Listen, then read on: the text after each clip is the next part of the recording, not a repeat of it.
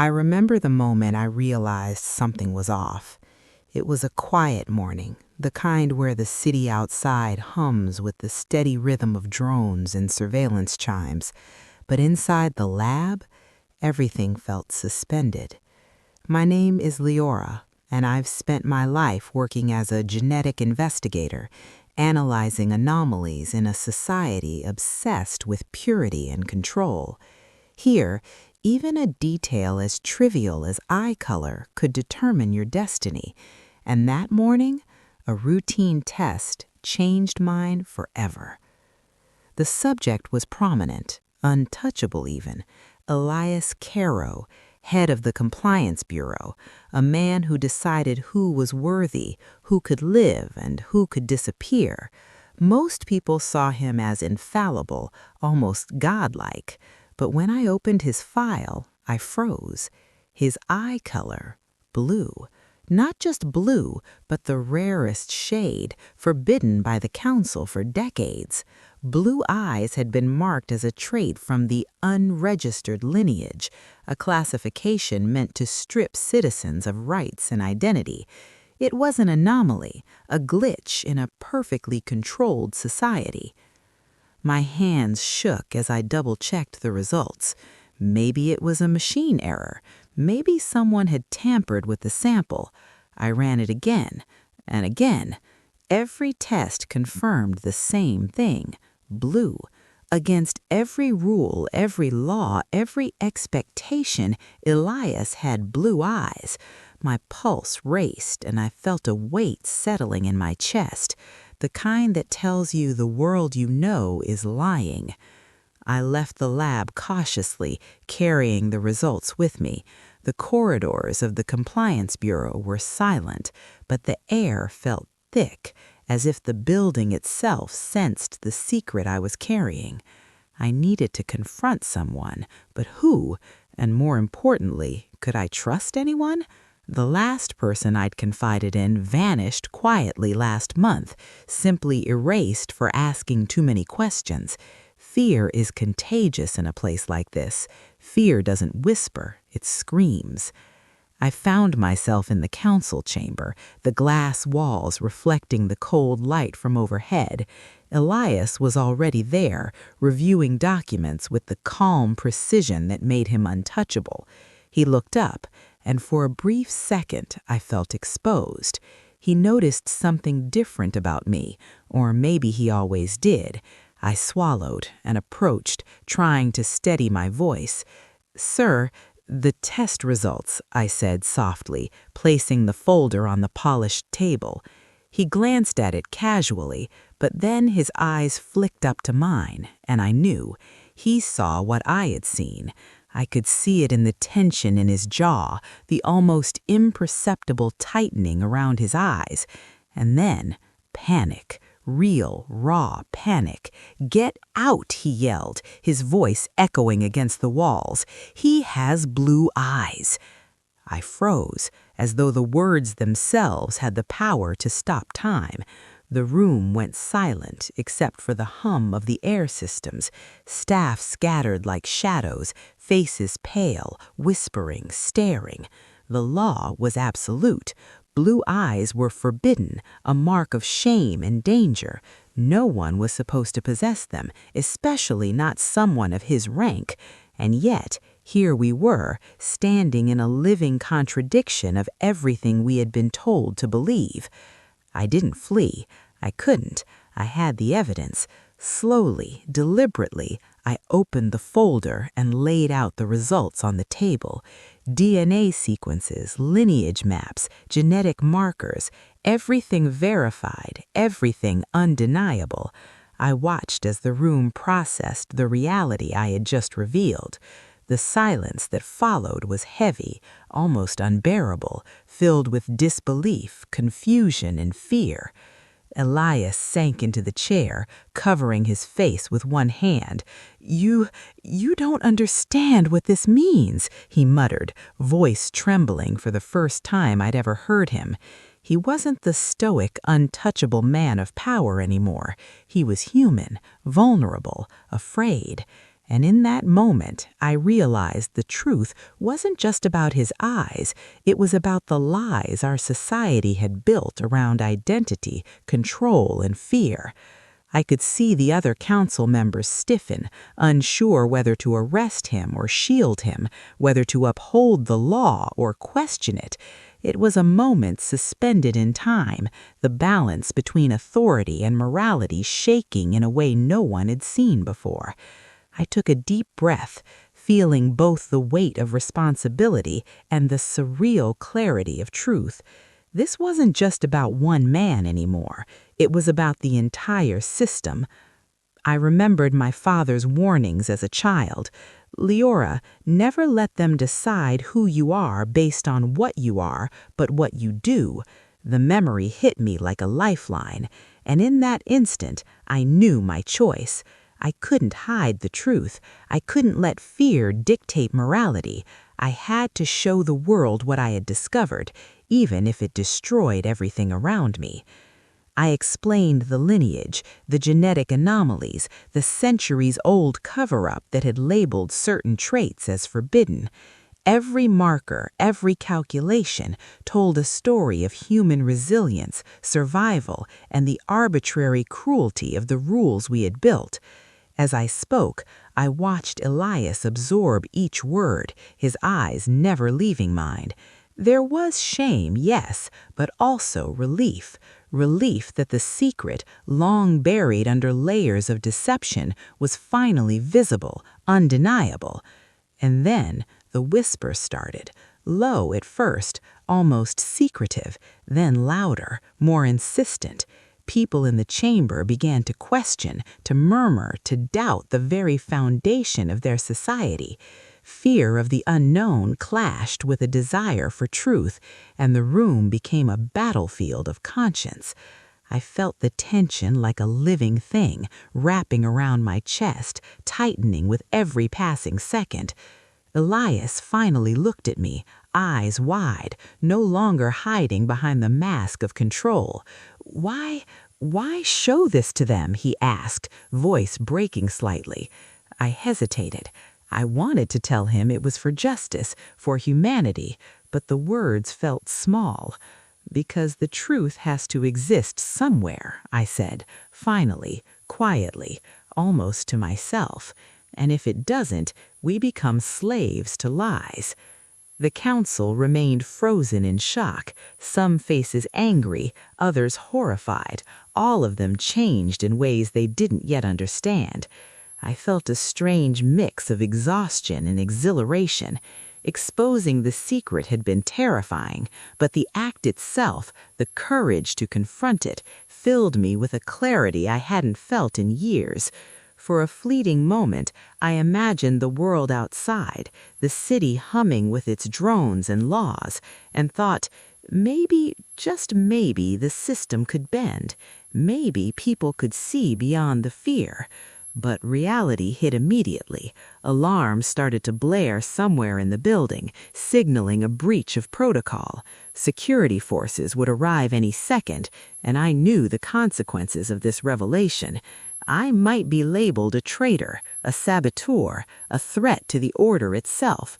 And yet, I didn't regret it. The weight of hiding the truth, of complicity, had been heavier than any punishment I could face. I glanced at Elias one last time before they moved to contain us. His expression was unreadable, caught between gratitude, fear, and the dawning realization of his own humanity. And I knew, whatever happened next, the world we had lived in would never feel the same again. One secret, one pair of forbidden eyes had cracked open the veneer of control. And somehow, that small fracture felt like hope.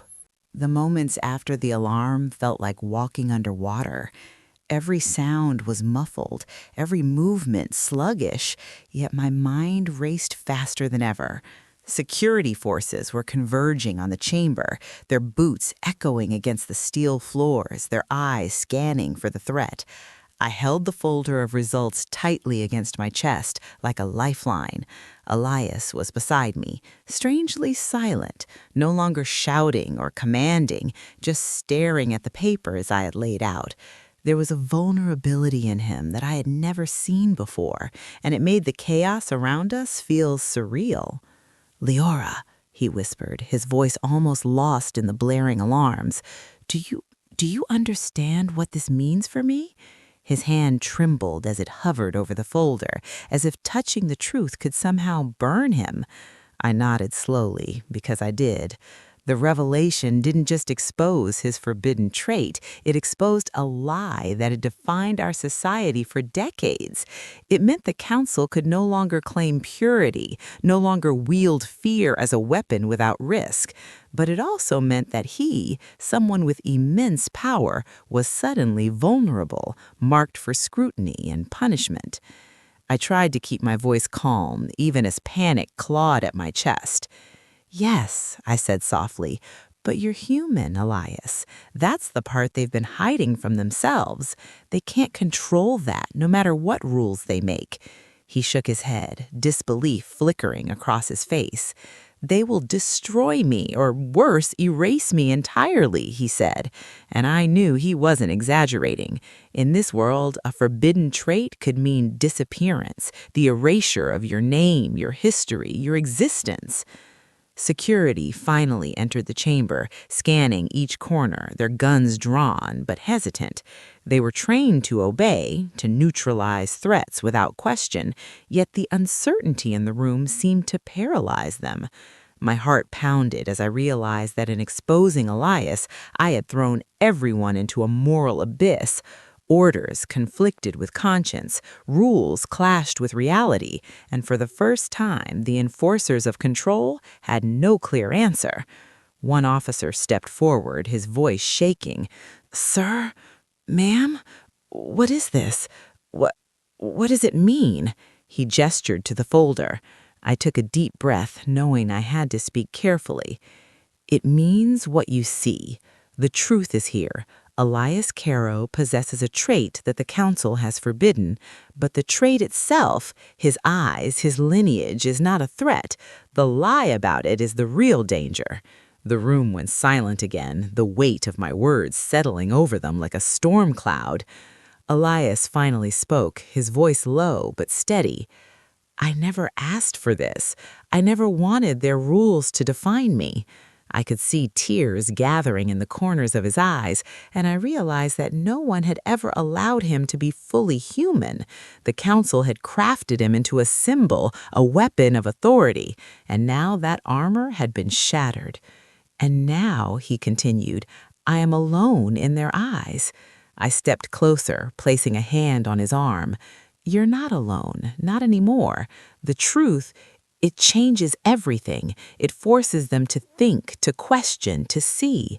He looked at me then, really looked, as if he was searching for the part of himself that had been buried under decades of control. And for a fleeting moment, I saw the man he could have been, unbound by fear or expectation, free to exist as he was meant to. The alarm faded slightly, replaced by whispers and murmurs. Some of the officers were speaking among themselves, hesitant, uncertain, as though the revelation had cracked open a hidden part of their own conscience. I realized then that fear had been the only thing holding everyone in line, the fear of the unknown, the fear of being different, the fear of punishment. And once that fear was confronted, even by a single act of courage, it was contagious. Elias turned back to the folder, scanning the detailed results. How did this happen? How did no one know?" I swallowed. "Because someone wanted you to believe the lie. They wanted everyone to believe the lie. Forbidden traits, unregistered lineage, it's all a control mechanism. It's not about purity, it's about power." His face darkened with realization. "And I've been living a lie my entire life." He exhaled slowly, almost as if unburdening himself for the first time. "I don't know whether to be angry or grateful." I nodded, understanding exactly what he meant. Both are valid. anger at the system, grateful that the truth exists, even if it's terrifying. He looked up at me, eyes glinting with mixture of fear, defiance, and curiosity. "What happens now?" he asked, and in that question I felt the weight of responsibility shift onto my shoulders. What happens now would define not only him, but the society we had lived in, the rules we had obeyed, and the future of every person who had ever been silenced. We had no time to ponder for long. Reinforcements were moving through the hallways, and I knew it was only a matter of minutes before someone tried to take control of the situation by force. "We need to move," I said quietly. "We can't wait for them to decide our fate. They'll see the evidence, and fear will dictate their actions. But if we act first, we might have a chance to change the narrative." Elias hesitated, torn between instinct and logic. Finally, he nodded. "Lead the way." And just like that, we moved through the corridors, our steps careful, deliberate, blending urgency with caution. Every glance at the security cameras, every echo of our footsteps reminded me of the stakes. One wrong move, one exposure, and everything would be over. We found a side exit, one of the few corridors that hadn't been reinforced with automated locks. As we slipped through, I couldn't help but reflect on the absurdity of our world. The same people who prided themselves on control, order, and perfection were so easily shaken by the simple truth of human variation. Blue eyes, an accident of biology, nothing more, had become a weapon, a symbol, a revelation, and in that there was a lesson I knew would follow me forever.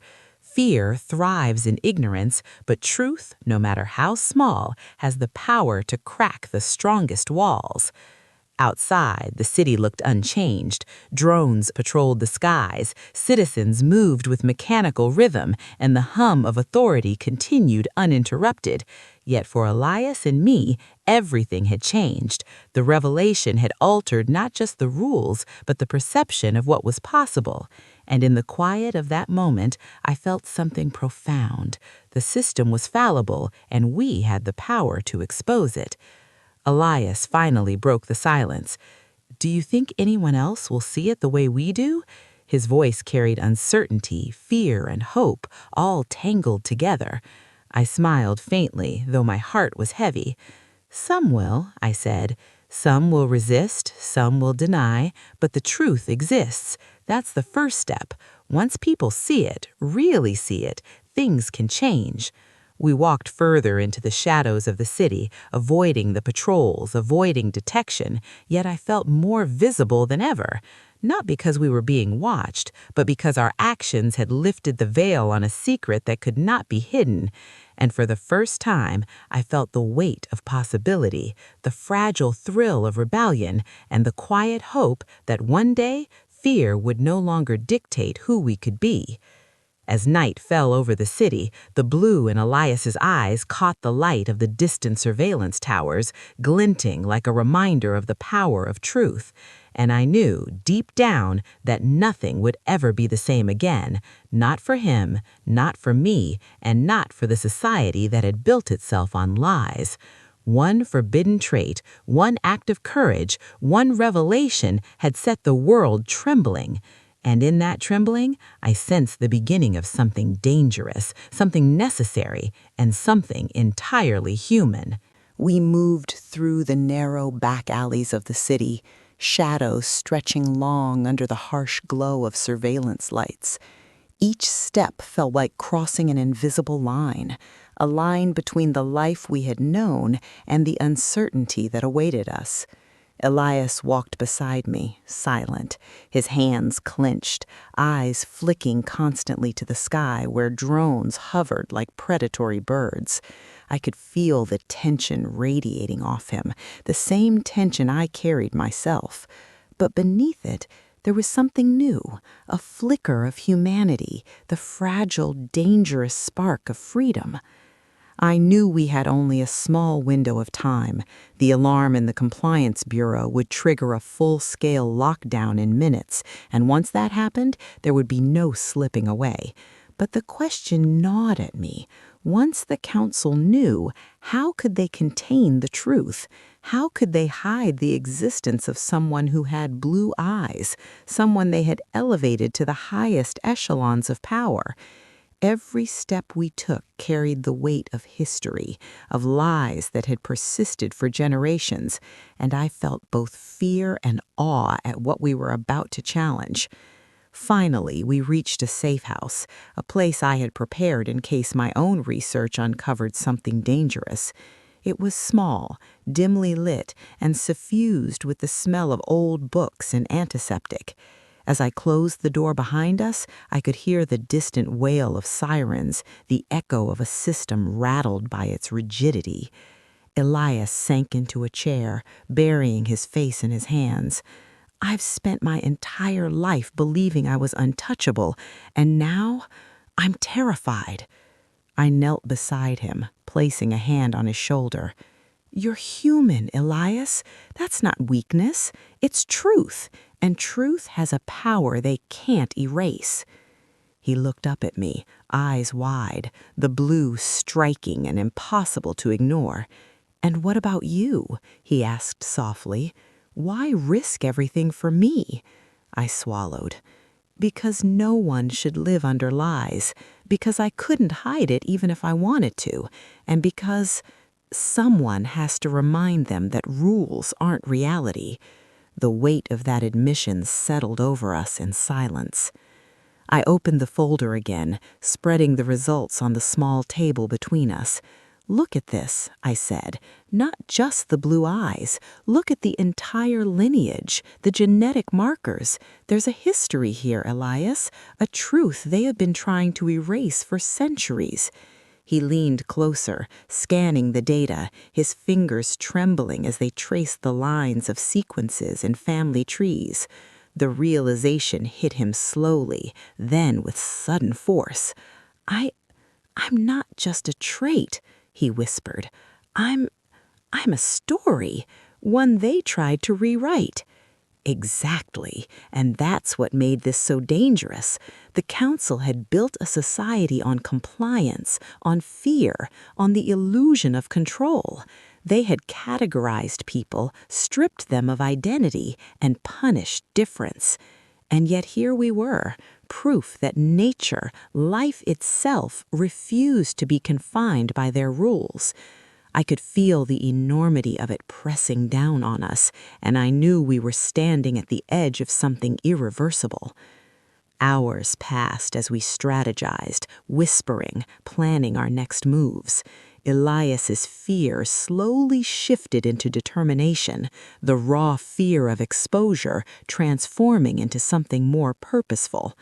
We can't stay here forever, he said. They'll find us. We need to act, to show them this, to make them see. I nodded, knowing he was right.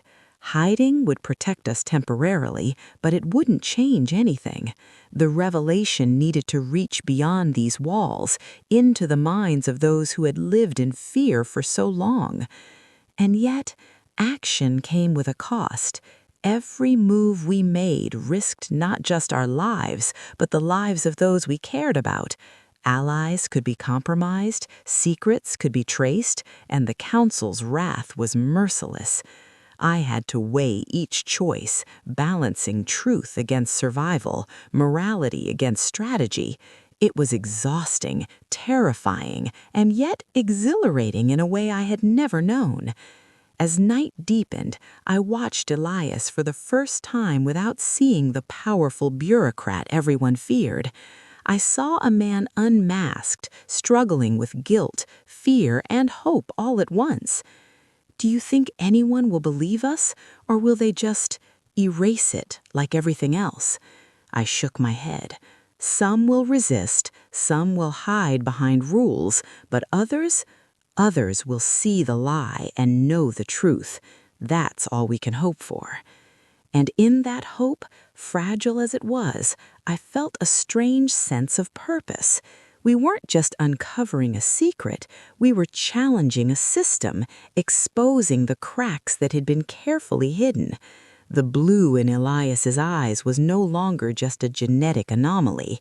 It was a symbol, a spark, a reminder that life could not be entirely controlled.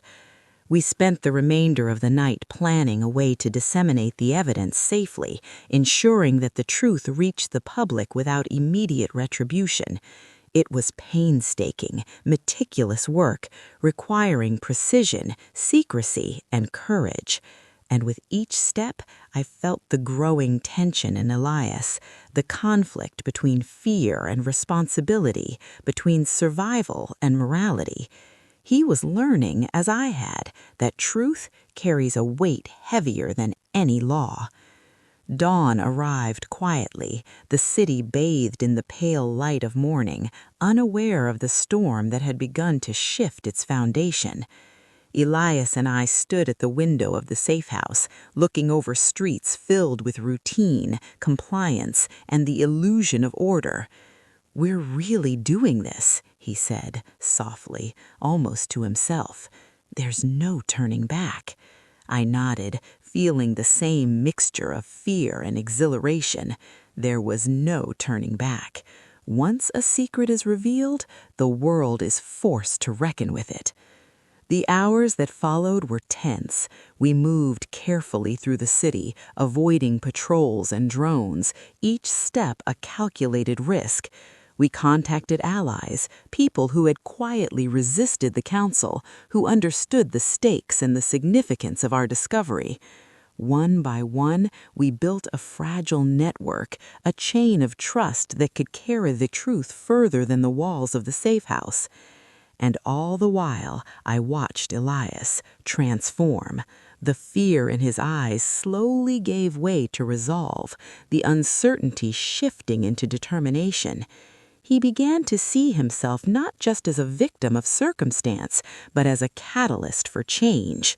The blue in his eyes, once forbidden, now felt like a beacon, an emblem of courage, a reminder that even the smallest truth can crack the hardest lies. By evening, we had mapped a plan to distribute the evidence in a way that was almost impossible to suppress. It was risky, daring, and fraught with potential disaster, but the alternative, hiding, silence, continued oppression, was far worse. I looked at Elias, seeing both the man I knew and the man he was becoming, and I felt a quiet pride. We were standing on the edge of history, and whether we succeeded or failed, we had dared to confront fear with truth. And in that quiet moment, I realized something vital. The revelation was not just about forbidden traits or lineage. It was about humanity, morality, and the courage to stand against lies. It was about the power of one person, or two, to remind a society of what it had forgotten, that life cannot be completely controlled, and that fear, no matter how deeply ingrained, can be challenged. We settled in for the night, the city humming with mechanical rhythm beneath us, unaware that a secret it had believed was impossible had just walked freely among its streets. And for the first time since the revelation, I allowed myself to breathe, even just a little. The world was uncertain, dangerous, and unkind, but in our hands there was the truth, and truth was worth everything. The next few days were a delicate balance between fear and action. Every step outside the safe house felt like walking on the edge of a knife. The city, in its mechanical rhythm, seemed unchanged, but I knew the ripples of our revelation had already begun. Patrols were more vigilant, drones hovered longer over our district, and whispers of forbidden traits and anomalies spread through the underground networks I had cautiously cultivated. Each message I sent, each connection I activated, carried both hope and danger. Elias and I spent hours reviewing the evidence, making sure nothing could be traced back to us prematurely. Every detail mattered: lineage charts, genetic markers, historical documentation.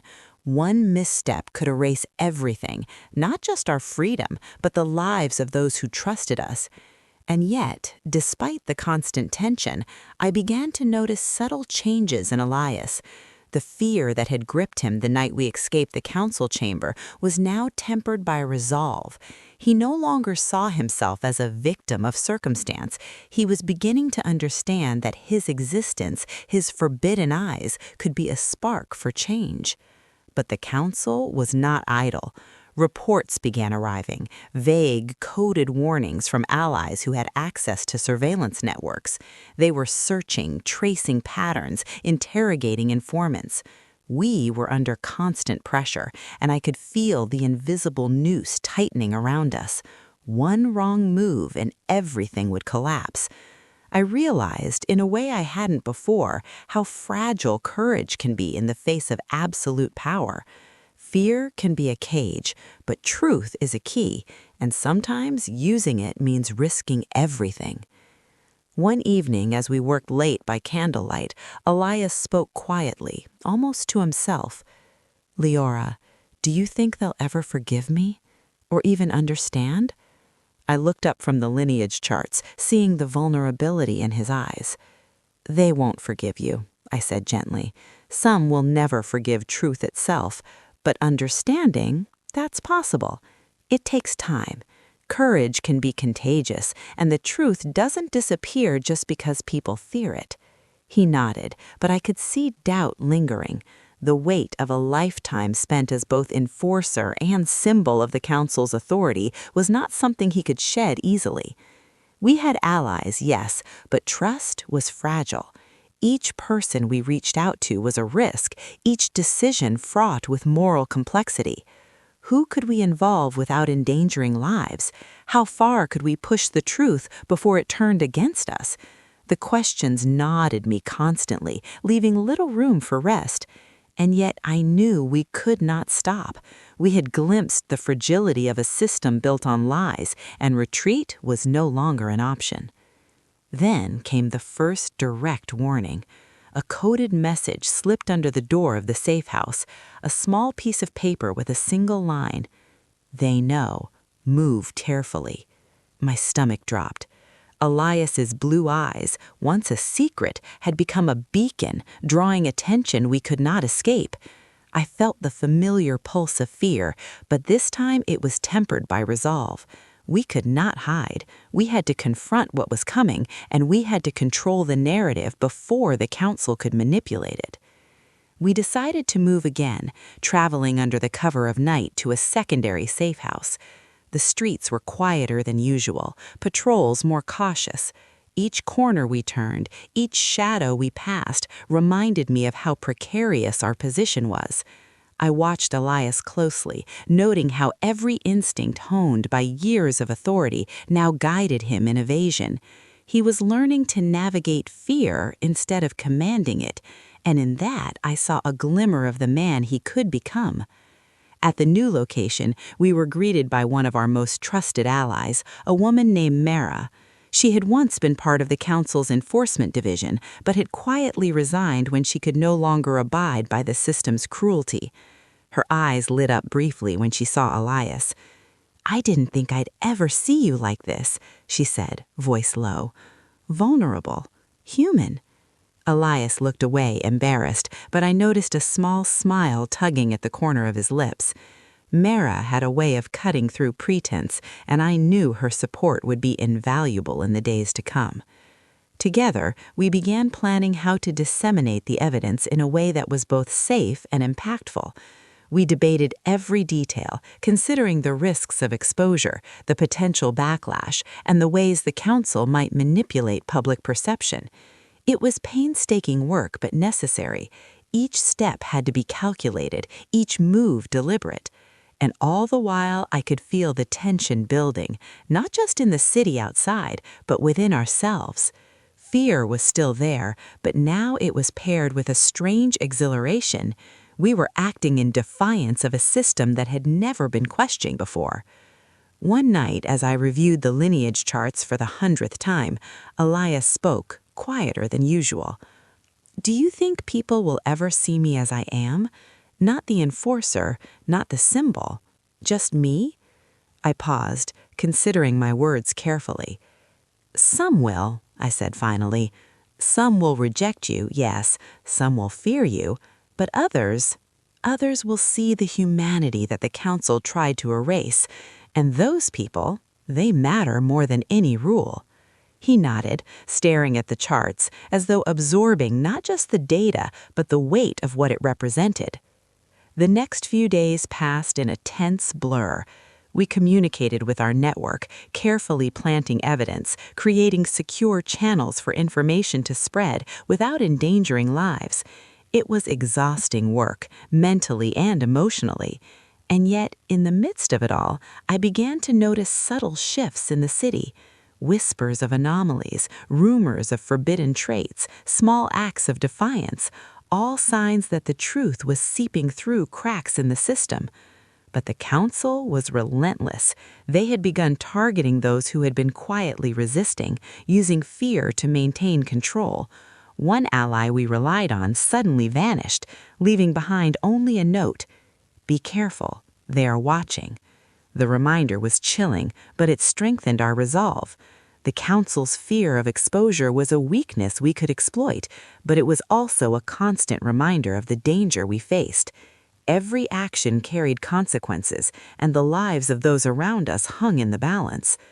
Elias began to embrace his role in a new way, not as a symbol of authority, but as a catalyst for change. He worked tirelessly, his fear now channeled into purpose, and I, too, found a clarity I had never known. The risk, the tension, the constant awareness of danger all sharpened my focus. We were no longer just surviving, we were fighting for something larger than ourselves, for a truth that had been buried for too long. And yet, beneath the strategy, beneath the planning, the emotional weight remained. Every moment we spent in hiding, every whispered conversation, every look we exchanged carried the unspoken acknowledgement of what we had revealed and the price we might pay for it. Fear and hope, despair and determination, all intertwined in a way that left me both exhausted and exhilarated. One evening, as the city below hummed with its usual rhythm, Elias looked at me, his blue eyes reflecting both exhaustion and resolve. "Leora," he said quietly, "if we fail, if this doesn't change anything, will it have been worth it?" I met his gaze steadily. "Yes," I said without hesitation, "because the truth exists now, and once it exists, it cannot be erased. Even failure is better than living a lie." He nodded, and for a moment the tension between fear and hope, control and vulnerability seemed to balance perfectly in the room. But deep down, I knew the next move would determine everything. The council would not remain passive for long. They would seek retribution, attempt to reclaim control, and punish those who had dared to expose the truth. And we would have to face them, not with the illusion of safety, but with the courage to confront reality. The choice was ours: continue hiding in fear, or step into the light, knowing the consequences could be catastrophic. And so, as night deepened and the city below slept unaware, we prepared for exposure, prepared for confrontation, prepared to challenge a system built on fear. The blue in Elias's eyes had become a symbol, not just of forbidden lineage, but of the fragile, uncontainable power of truth. And in that fragile power, I felt the first real sense of hope in a city that had long forgotten what it meant to be human. The retaliation began quietly. That was the most terrifying part. No public announcement, no visible crackdown, just silence. Heavy, deliberate silence. The kind that presses against your chest and makes every breath feel borrowed. The council was thinking, and when they thought, people disappeared. It started with the networks. Channels we had relied on for years went dark overnight. Secure nodes stopped responding. Messages bounced back without explanation. One by one, the threads we had woven so carefully began to fray. Mara noticed it first. She stared at her console longer than usual, her jaw tightening. "They're isolating us," she said finally. Not hunting us yet, just cutting us off. Elias didn't speak, but I saw his hands curl into fists. He knew this tactic well. He had approved it countless times in another life. Isolation broke people faster than force. Without information, without allies, without hope, fear filled the gaps. They're preparing the narrative, I said quietly. They're going to rewrite the truth before it reaches the public. And they did. Within 48 hours, official broadcasts resumed. Calm voices, reassuring tones. The council announced a fabricated data breach, warning citizens about false genetic information circulating through illegal channels. They spoke of traitors, of destabilizers, of dangerous misinformation that threatened societal harmony. They never mentioned blue eyes. They didn't have to. Fear did the work for them. I watched the broadcast from the shadows of the safe house, my reflection faint in the darkened screen. They're turning me into a myth, Elias said softly. A warning, a ghost story. No, I said. They're afraid to say your name. That means we're closer than they want us to be. But closeness didn't feel like victory. It felt like standing in a storm with nowhere left to run. The raids began that night. We heard them before we saw them. Distant sirens, low-flying drones, the rhythmic thud of enforcement boots moving through residential blocks. Not random, targeted. Our allies, people who asked questions, people who hesitated, people who had once trusted the system just enough to be vulnerable. Mara slammed her fist against the table when we received confirmation that another contact had been detained. They're punishing curiosity, she said bitterly, same as always. Elias stood apart from us, staring at the floor. The weight of it pressed into him visibly now. This is my fault, he said. I built the machine they're using. I crossed the room and stood in front of him. You were shaped by it, I said firmly, just like everyone else. Responsibility begins with what you do once you see the truth, and you see it now. He looked up, blue eyes raw with guilt. And if they kill people because of that? The question cut deep. I didn't answer immediately. There was no clean response, no moral certainty, only reality. Then the blame belongs to those who choose violence over truth itself, not to the truth itself, I said at last. That night I couldn't sleep. I lay awake listening to the city breeze, every distant sound feeling like a threat. I thought about my childhood, about how carefully difference had been scrubbed from our education, our media, our language, about how easily I had accepted it all, until science had forced me to look closer, until one pair of blue eyes had shattered the illusion. Near dawn, Elias joined me by the window.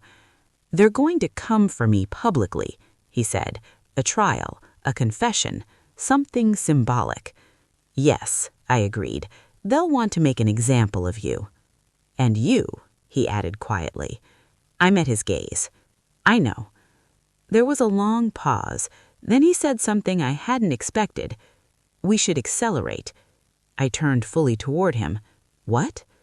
They're controlling the pace. We're reacting. That's a mistake, he said. His voice was steady now, familiar. If they want a spectacle, we give them one they can't contain. Mara looked up sharply. You're talking about full disclosure. Yes, he said. Everything. All at once. No more fragments, no more whispers. My heart pounded. That would expose everyone. It already is, he replied. At least this way the truth outruns the lie. We argued for hours. The risk was enormous, but so was the cost of waiting. By the end, silence settled between us. Not agreement, but understanding. There was no safe path left, only honest ones. We prepared the release meticulously. Genetic records, historical archives, council directives, evidence of trait suppression spanning generations, and at the center of it all, Elias, his lineage, his eyes, his existence. Before we finalized the transmission, he asked to speak privately. We stood in the dim corridor, the hum of servers around us. If this works, he said, they won't be able to put the world back the way it was. And if it doesn't, they won't be able to pretend it never happened. He nodded, then hesitated. There's something else, he said. Something you don't know. I felt my chest tighten. What? He swallowed. There were others, he said. Hidden, protected, some in power, some erased before they could be. His voice dropped. Blue eyes weren't forbidden because they were rare.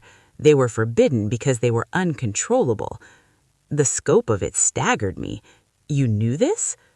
I suspected, he said, but I never confirmed it. Until you. The realization burned. This wasn't a single lie. It was an architecture of fear, meticulously designed, and we were standing inside its load-bearing wall.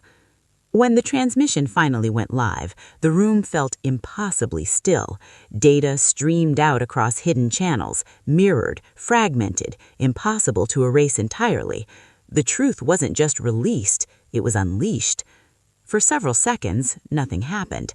Then the city changed. Broadcasts cut out mid-sentence, drones hovered erratically, emergency signals overlapped, public feeds flooded with questions, images, disbelief. People saw the data, not filtered, not framed, raw, human. Elias closed his eyes. It's done, he whispered.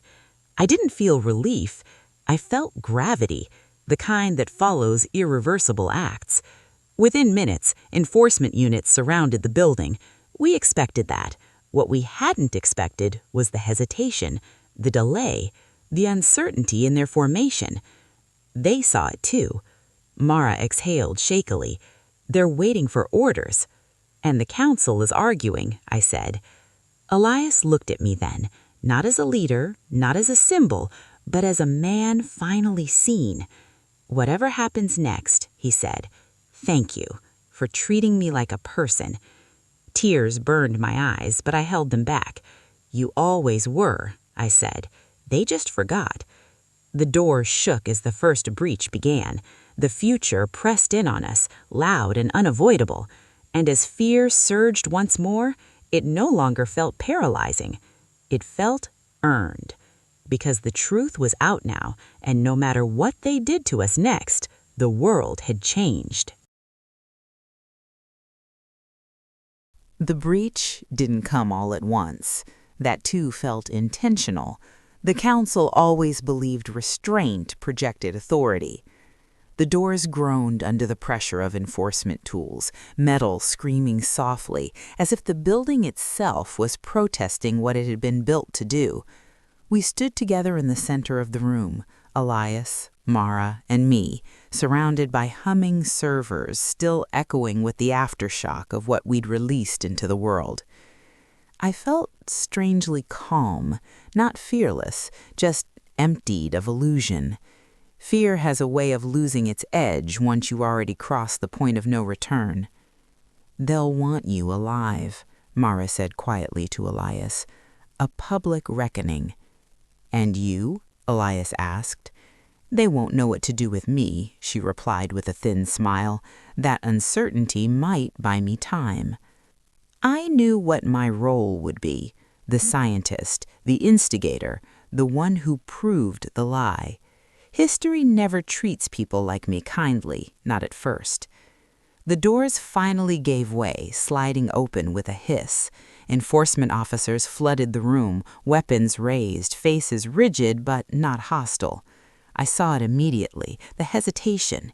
These weren't the same unquestioning enforcers I'd seen my entire life. These were people who had watched their realities split open an hour earlier. Step away from the terminals, one officer ordered, his voice steady but strained. Elias took a single step forward. I will, he said, but I won't kneel. A murmur rippled through the unit. The officer hesitated, then lowered his weapon slightly. That wasn't an instruction, he said. Good, then listen. For a moment, I thought they would silence him immediately. Instead, no one moved. Authority, when questioned publicly, often pauses just long enough for doubt to spread. I enforced your laws, Elias continued. I believed in them, and they were built on a lie. I am that lie. He gestured to his eyes. And so are more people than you've been told. The officer swallowed. You're under arrest. Yes, Elias said calmly, but not for being who I am. They took him then, not violently, not gently, with ceremony, as if unsure which version of him they were supposed to treat as real. Mara was restrained next. When they reached me, I expected anger, retribution. Instead, the officer met my gaze with something like quiet resignation. He shouldn't have shown us, he said. I answered honestly, you shouldn't have been lied to. Detention was nothing like the stories. No immediate torture, no screaming lights, just white rooms and silence designed to strip you of context. Time stretched, bent, disappeared. I was questioned for hours about my work, my intent, my affiliations. I answered carefully, truthfully. Lies were pointless now. What did you think would happen? One interrogator asked finally. I met her eyes. I thought people would have to choose. Between what? Fear and humanity. She looked away first. Days passed, or maybe weeks. It was hard to tell without windows, but I felt the change before I saw it. The interrogations grew less aggressive. The questions shifted from accusation to clarification, from why did you do this to how long has this been hidden? One day, I was escorted to a viewing chamber. A screen flickered to life showing live feeds from across the city. Protests, not riots, questions. Citizens holding signs with symbols I recognized from the data we'd released. Stylized eyes, genetic codes, names the council had erased. My chest tightened. They're not dispersing, the guard murmured beside me. Orders keep changing. That was the weakness. The council had built a system that required certainty, and certainty had shattered. Later, I was brought into a larger chamber. Elias stood at the center, flanked but unbound. He looked thinner, tired, but when he saw me, his eyes lit with something fierce and alive. They're convening a public tribunal, he said quietly as I joined him. They think they can contain this by confessing selectively. And you? I asked. I refused to read their statement, a faint smile. They didn't like that. The tribunal was broadcast citywide. That alone would have been unthinkable weeks ago. Transparency was always performative. This was different. The council members sat elevated, composed, but visibly strained. Elias stood below them, not kneeling, not defiant, present. When he spoke, his voice didn't shake.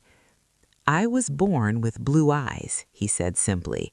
I was told they were an anomaly, then a secret, then a danger. I spent my life enforcing rules designed to erase people like me. Silence gripped the city. I am not unique, he continued. I am proof. One counselor tried to interrupt. Elias raised a hand, not in command, but in appeal. You told us difference was chaos, but difference is life, and you were afraid of what you couldn't own. The broadcast cut abruptly, but it was too late. The words were already everywhere. Afterwards, everything accelerated. Council resignations, emergency assemblies, partial admissions, not enough, but more than ever before. The system began to fracture under the weight of its own contradictions. I was released without explanation 3 days later. No apology, just a door opening. Mara found me outside, eyes bright with exhausted relief. They're rewriting everything, she said, slowly, carefully, but it's happening. And Elias? I asked. She smiled. House arrest, public protection. They don't know whether to punish him or preserve him. When I finally saw him again, it was in a quiet courtyard under open sky. No drones, no guards in sight. He looked up as I approached, sunlight catching in the blue of his eyes, unhidden, unashamed. I don't know what comes next, he said. Neither do I. But for the first time, uncertainty didn't feel like a threat. It felt like possibility. The world hadn't healed, not even close. Prejudice doesn't dissolve overnight. Power doesn't surrender willingly. But something irreversible had happened. A question had been asked too loudly to silence. And once people begin asking who they are beyond what they've been told, systems built on fear begin to fail. I looked at Elias, at the city beyond the walls, and felt something settle in my chest. Not victory, but resolve. We had revealed the secret. Now we would live with the truth.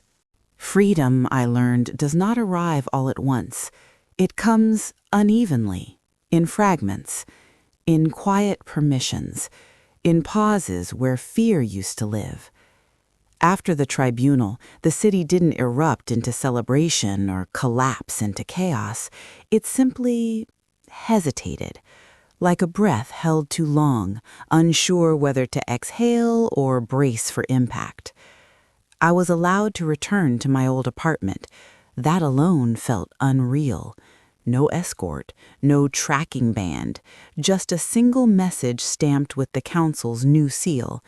Temporary civilian reinstatement pending review. It wasn't justice, it wasn't forgiveness, but it was space. And space in a world like ours was revolutionary.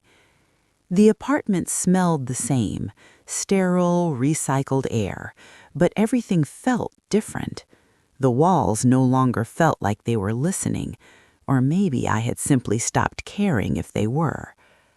I sat on the floor that first night, surrounded by shadows, and cried in a way I hadn't allowed myself to in years, not out of fear, out of release. Elias was kept under public protection, which was the council's way of disguising uncertainty as mercy. He was visible now, carefully so. Interviews filtered through official channels, his words edited, his silences scrutinized. Still, every time his face appeared on a public feed, eyes uncovered, uncorrected, I felt the tremor ripple outward again. They could frame him, but they couldn't erase him. People began reaching out to me, quiet messages, questions disguised as gratitude, confessions whispered through secure channels. My grandmother had blue eyes. My child's test results were altered. I was reassigned after asking about lineage. The truth wasn't just spreading, it was resurfacing, like something long buried that refused to stay underground. Not all of it was hopeful. There were counter-movements, loyalists who clung harder to the old rules, who insisted the council had gone too far, that difference was still dangerous.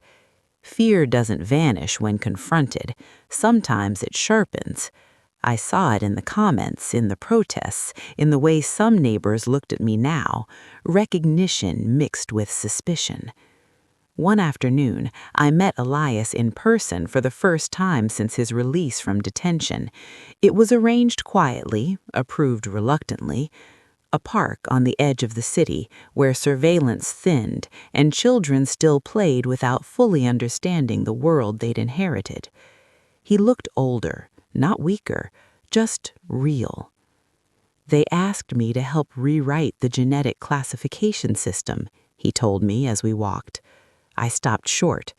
And I said no, at least not alone, not without voices like yours. I felt something tighten in my throat. They'll never give up full control, I said. I know, he answered. But they don't have full control anymore. We sat on a bench beneath a tree that had somehow survived the city's obsession with uniformity. Its leaves were irregular, imperfect, alive. Elias watched them move in the breeze. "Do you ever wish you hadn't found the anomaly?" he asked quietly. I considered the question carefully. The cost, the fear, the lives altered. "No," I said at last. "I wish the truth hadn't been hidden, but I don't regret uncovering it."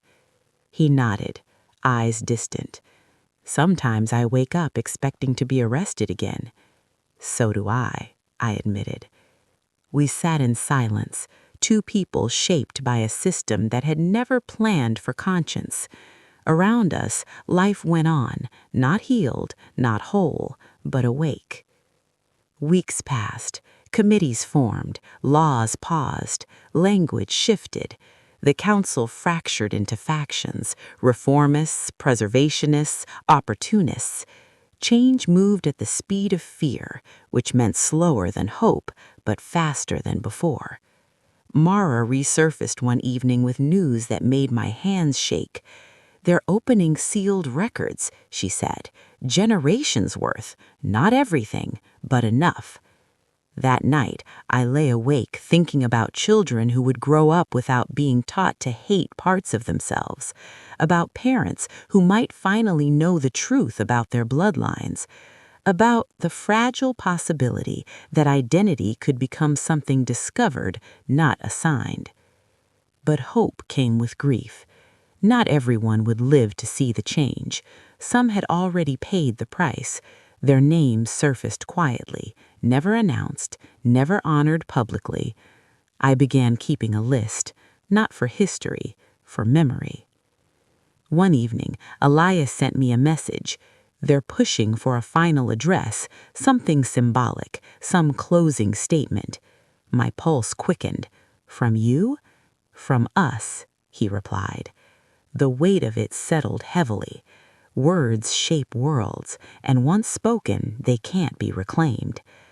I thought of the first moment I'd seen the blue in his eyes, the fear, the truth, the choice. "Are you ready?" I asked. There was a pause before his reply came. "I don't know, but I don't want to be silent anymore." Neither did I. We met late that night to draft the address, not as scientist and subject, not as former enforcer and dissident, but as witnesses to what had been done and to what could still be undone. As the sun began to rise, casting pale light across the city, Elias looked at me and said something I will never forget. "They taught us identity was a threat, but identity is just truth without permission." I smiled then, tired and full and afraid all at once. Outside, the city stirred, not compliant, not free, but listening. And I realized something important. The story wasn't over, not for us, not for anyone. The revelation had been the beginning, not the ending. What came next would require courage of a different kind, the kind that builds instead of exposes. As we prepared to step forward once more, not knowing what the world would do with us this time, I felt the same fear I had felt in the council chamber. But now it no longer controlled me, because the secret was no longer hidden, and neither were we. The address was scheduled for midday, a time chosen deliberately. The council believed people were calmer then, more receptive, less likely to react with chaos. They underestimated what happens when truth meets exhaustion, when people are tired of pretending. Elias and I stood in a narrow antechamber just off the broadcast hall. No dramatic music, no banners, just white walls and a single camera light glowing steadily like an unblinking eye. My heart pounded so loudly I was sure the technicians could hear it. Elias stood beside me, hands relaxed at his sides, posture open. He looked nothing like the man who had once ruled through fear. He looked like someone who had survived it. "Whatever happens after this," he said quietly, "I'm glad I wasn't alone." I nodded. "That's how systems fail," I replied. "Not when one person resists, but when people stop being isolated." The signal came. We stepped forward together. The broadcast began without introduction, no titles, no hierarchy, just us, two faces filling screens across the city, across districts that had never been allowed to speak to one another honestly. I could feel millions of eyes, not watching to judge, but to understand. I spoke first, not as a scientist, not as an investigator, but as a witness. I was trained to believe difference was danger, I said calmly. I enforced that belief through data, classifications, and silence. Then I found the truth, and it did not match the fear I was taught. I explained the tests, the lineage manipulation, the erased records, not emotionally, precisely. Truth doesn't need embellishment, it only needs space. Then Elias spoke. I spent my life protecting a lie because I was afraid of what would happen if it broke, he said. And when it did, I learned something the council never taught us, that identity does not destroy order, fear does. He didn't ask for forgiveness, he didn't demand change. He simply stood there, eyes uncovered, refusing to perform shame. And that, more than anything, unraveled what remained of the old world. The broadcast ended quietly. No applause, no alarms, just silence. This time, the silence felt different. The aftermath was not dramatic. It was procedural. Committees dissolved, new ones formed. Genetic classifications were suspended indefinitely. Not abolished, not yet, but stripped of authority. The council issued a statement acknowledging systemic misuse of biological data. It was not enough, but it was a crack wide enough to grow. I returned to my work, not as an investigator, but as an archivist. My task was to help restore what had been erased: names, lineages, stories. It was slow, meticulous work, painful at times, healing at others. Every recovered record felt like returning breath to a body long held underwater. Elias declined all formal positions. He became something far more unsettling to the old order, a public citizen.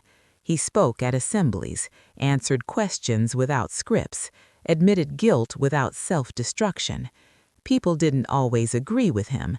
Some still hated him, but they listened. One afternoon, months later, I saw a child on a transit platform with unmistakably blue eyes, no correction lenses, no fear, just curiosity. His mother noticed me looking and smiled, not defensively, but proudly. That was when I understood. Change doesn't arrive with permission, it arrives with repetition, with visibility, with people choosing not to hide anymore. The world didn't become fair overnight. Discrimination didn't vanish. Some districts resisted reform. Some leaders tried to resurrect old fears under new names. But the lie, that difference was forbidden, no longer held absolute power. It had been spoken aloud, examined, rejected by enough people to weaken its grip. As for me, I still wake sometimes expecting alarms, expecting someone to tell me to get out, to disappear. Fear doesn't evaporate just because truth wins a battle. But now, when it comes, I meet it differently.